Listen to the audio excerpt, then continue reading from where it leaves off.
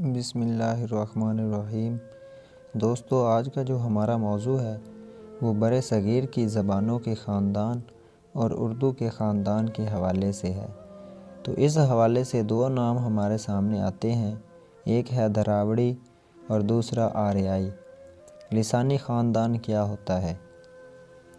ماہرین لسانیات کے مطابق دنیا بھر میں بولی جانے والی زبانوں کی تعداد 5 سے 7 ہزار ہے۔ جن زبانوں میں لسانی بنیادوں پر یکسانیت پائی جاتی ہے انہیں ہم رشتہ زبانیں یا انگریزی میں ریلیٹڈ لینگویج کہتے ہیں۔ ہم رشتہ زبانوں کو ایک گروہ میں رکھا جاتا ہے، لسانی خاندان۔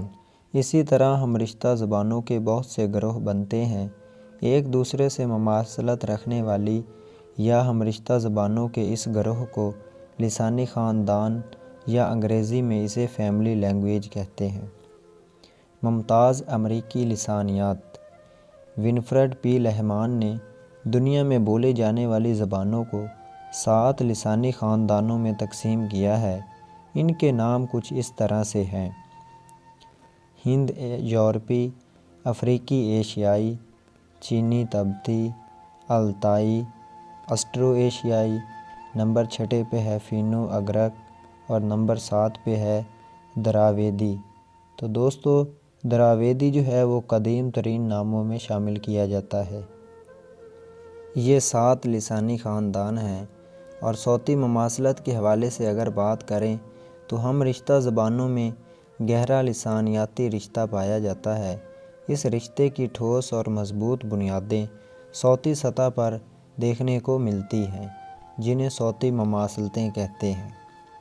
ہند یورپی خاندان یونانی، سنسکرت اور فارسی زبانوں کا موازنہ کریں تو صوتی سطح پر ان تینوں زبانوں میں گہری مماثلتیں نظر آتی ہیں۔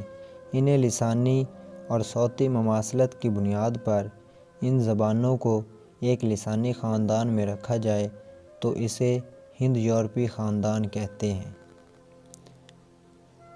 یونانی، سنسکرت اور فارسی، یہ 3 بڑی زبانیں ہمارے سامنے آتی ہیں۔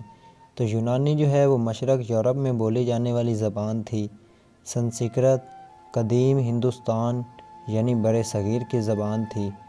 فارسی جو ہے وہ ایران کی زبان تھی۔ تو ان کی آوازیں ایک جیسی ہیں، کیونکہ یہ قبیلے پہلے اکٹھے تھے مگر اب بکھر گئے ہیں۔ لفظ اور علامتیں تبدیل کی ہیں مگر آواز ان کی وہی ہے۔ ہند یورپی خاندان میں شامل زبانیں۔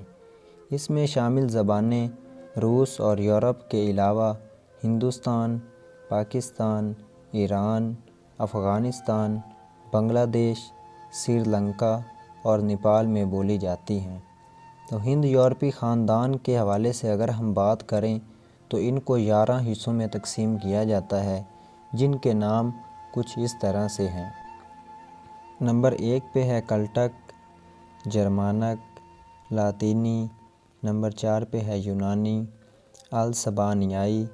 نمبر 6 پہ ہے بالٹک، سلاوی۔ نمبر 8 پہ ہے اناتولیائی۔ نمبر 9 پہ ہے آرمینیائی۔ نمبر 10 ہے تخاری اور نمبر 11 پہ ہے ہند ایرانی۔ اور یہ جو 11ویں آخری شاخ ہے ہند ایرانی، تو اس کی مزید آگے 2 شاخیں ہیں۔ ان میں ایک ہے ہند ایرانی اور دوسری ہے ہند آریائی۔ تو ہماری زبان اردو کا تعلق اس کی دوسری شاخ یعنی ہند آریائی سے ہے۔ تو دوستو، یہ تھا آج کا ہمارا ٹاپک کہ برِ صغیر کی زبانوں کے خاندان اور اردو کا خاندان کون سا ہے۔ امید کرتا ہوں کہ تمام دوستوں کو اس سے بخوبی آگاہی مل گئی ہوگی اور آسانی کے ساتھ سمجھ بھی آ گیا ہوگا۔